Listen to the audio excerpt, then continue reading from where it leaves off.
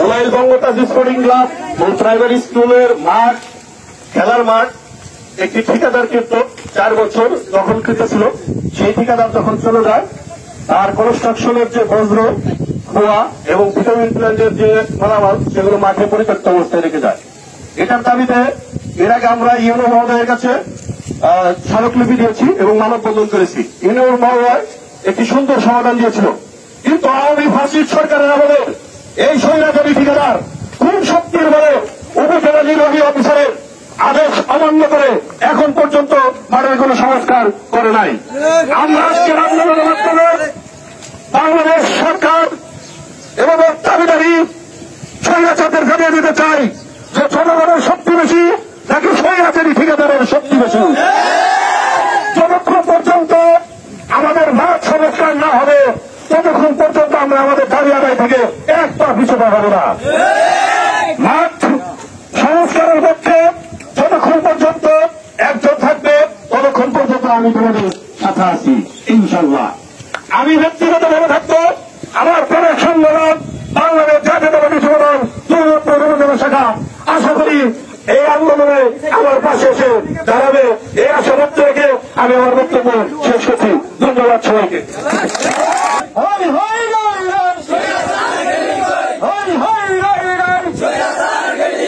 আমাদের দাবি একটাই,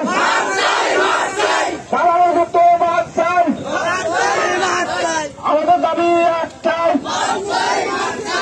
একে দফা একে দাবি, একে দফা একে দাবি, আমাদের দাবি একটাই, একে দফা একে দাবি, এক দফা একে দাবি। ফাঁসির সরকারের ঠিকাদার এতটাই নিষ্ঠুর, নির্লজ্জ এবং লোভী, সে মাঠ সংস্কারের কাজ এ পর্যন্ত কোনো কিছু করে নাই। এই লক্ষ্যে আজকে আমরা এই রাস্তা অবরোধ, শান্তিপূর্ণ অবরোধ কর্মসূচি ঘোষণা করেছি এবং সেই সাথে দাবি করি যে পর্যন্ত তিনি মাঠ সংস্কার না করবে তার এই কাজ বন্ধ থাকবে।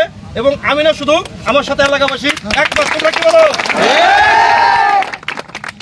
মাঠ সংস্কারের আগে কোনো কাজ হবে না। আমাদের দাবি একটাই, আমাদের দাবি একটাই। আমাদের এখানে আমাদের গ্রামের প্রবীণ মুরব্বী আছেন, তিনি কিছু কথা বলবেন। হ্যাঁ, তার কথা আমরা একটু শুনবো। কুলাল মাঠ বহুদিনের, আমার ছোটোবেলার থেকে 5-6টা গ্রামের মানুষ এখানে খেলাধুলা করে, আমরা খেলাধুলা করছি। সেই মাঠটা এই বিগত সরকারের আমলে তাদের দোসররা এই জায়গায় বর্তমানে ঠিকাদার তার কাছ থেকে কিছু সুবিধা নেওয়া এই জায়গায় কনস্ট্রাকশনের রাস্তার মালামাল রাখা মাঠটা নষ্ট করে ফেলেছে, খেলার অনুপযোগী। আমরা এই খেলার মাঠটাকে পুনঃ সংস্কার চাই, এটাই আমাদের দাবি এলাকায়।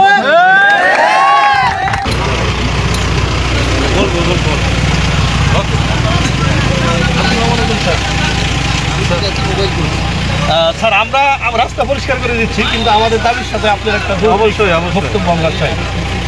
জি স্যার,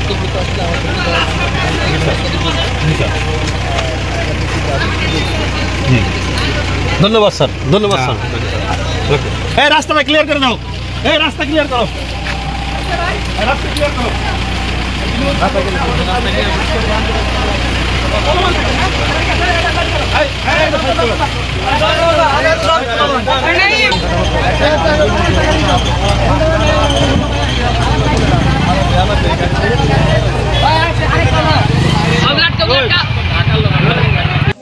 আমরা আপনার সামনে ওদেরকে দুজনকে আমাদের লোকজন ধরে নিয়ে আসছে।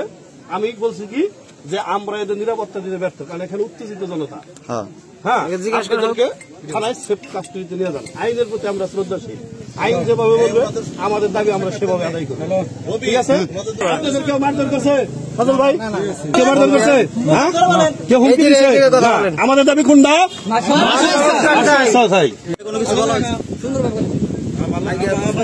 কোনো কিছু বলা হয়েছে? কেউ কোনো অত্যাচার করছে? কিছু জানাই তো। আচ্ছা, ঠিক আছে। কথা বলে আসছি, ইউনো মহোদয় ডিসি মহোদয়কে জানাইছে, ডিসি মহোদয় এক্সনকে জানাইছে। উনি আজকে এক্সনের সাথে কথা বলছে, বলতেছে এই ঠিকাদারের বুকের বাটা অনেক বড়। কে বলে? হ্যাঁ হ্যাঁ, তাকে আমি ডাকার পরে সে আসতেছে না। তারপরে আমরা বললাম যদি আপনাদের আইনগত ভাবে না হয়, এখন আমরা পাবলিক কি করতে পারি, রাস্তাঘাট অবরোধ করে একটা আন্দোলন, তাছাড়া উপায় নাই। আমরা সেটাই করছি। এই ঠিকাদার কই? ঠিকাদারের 2 জন লোকজন ধরা হয়েছে, আপনাদের পুলিশের হেফাজতে দেওয়া হয়েছে। ঠিক আছে, আমরা 2 জন ধরা নিয়ে যাচ্ছি, মাঠে চলেন, আমরা একটু দেখবো কি দেখা যাচ্ছে ঠিকাদারের 2 জন আটক, পুলিশে হেফাজতে আছে 3 জন। এরা হচ্ছে বাটপাড়ি করে 4 বছর হচ্ছে মাঠ দখল করে, এরা হচ্ছে এখন এটা হচ্ছে পুলিশের কাস্টডিতে আছে, তাদের মুখে কোনো কথা নাই। এরা হচ্ছে বাটপার, তার মুখে এখন হাসি। এটা হচ্ছে চোরের উপরে বড় গলা যেটা বলে, জনগণের টাকা আত্মসাৎ করে খেয়ে এই অবস্থা। দেখে মনে হচ্ছে যে এরা বড় ধরনের মাটি মিলাইছে, তারপরে ওখান থেকে খোয়া মিলাইছে, মাটি কিনা হয় কিনা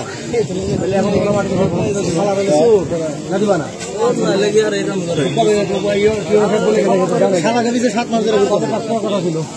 3 দিন পর এখন হয়েছে 8 দিন। গত রবিবারে কাজ শুরু করার কথা ছিল, শুক্রবার কি হলো ম্যাডাম, হলো রবিবার আছে, তারপরে বুধবার থেকে কাজ শুরু করতে বলছো, আজকে 8 দিন, 8 দিন হয়ে গেছে এলাকা কি খোঁজ, আজকে বুধবার, 8 দিনে ওরা কাজ শুরু করে আমরা তারা চিনি না, তোমাদের বলো হ্যাঁ আমরা দেখতে পারি ঠিকাদার মনে হয় না, ব্যাংক চালক। হ্যাঁ কেমন আছে না স্যার, ঠিকাদার আমিও, মানুষের জন্য টাকার দরকার আছে, ইজ্জতের দরকার আছে, যারা ঠিকাদারি করে কতদিন যাবত 4 বছর ভাড়া দিতে কত টাকা ভাড়া দেওয়া লাগতো? কমপক্ষে 20 লাখ অত টাকা ধরলাম না, 10 লাখ। বছরে তো 2 লাখ করে দিলেও 8 লাখ। তাহলে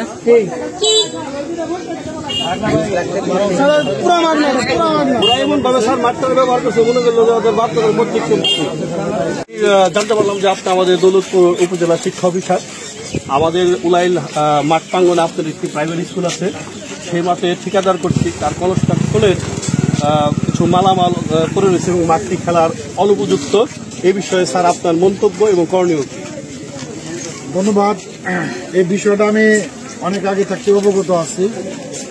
আমাদের ইউনিয়ন পরিষদের চেয়ারম্যান মহোদয় আমাদের উপজেলা মাসিক সমন্বয় সভায় একাধিকবার এই বিষয়টা উত্থাপন করেছে। এই উলাইল স্কুলের যে মাঠটা, এই মাঠটা সম্পূর্ণ ব্যবহারের অনুপযোগী।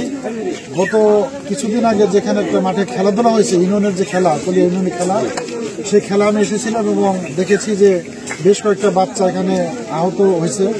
তো আমি তখনই কন্ট্রাক্টরকে বলছি এবং ইউনিয়ন স্যারের মাধ্যমে যে এই মাঠটা অবিলম্বে পরিষ্কার করতে হবে এবং বাচ্চাদের খেলার উপযোগী করতে হবে।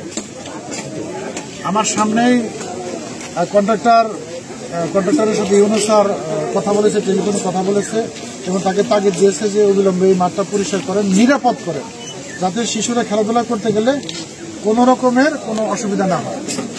আমারও একটা প্রশ্ন আপনাদের দাবির প্রতি আমি সংসদীয় পর্যায়ে রেখে বলতেছি, এই রাস্তাটা তৈরি করার জন্য আমরা এই মাঠ কোন রকম ভাড়া ছাড়া মালামাল রাখার জন্য তাদেরকে ব্যবহার করতে দিছি। এখন তাদের নিজ দায়িত্বে এই মাঠটা পরিষ্কার করে আবারও খেলাধুলার ব্যবস্থা আমার উপযোগী করে দেওয়া, এটা তাদের দায়িত্ব, এটা তাদের দায়িত্ব। আমি এই মাঠটা আমার শিশুদের খেলাধুলার জন্য উপযুক্ত করার আমি জোর দাবি জানাচ্ছি। ধন্যবাদ।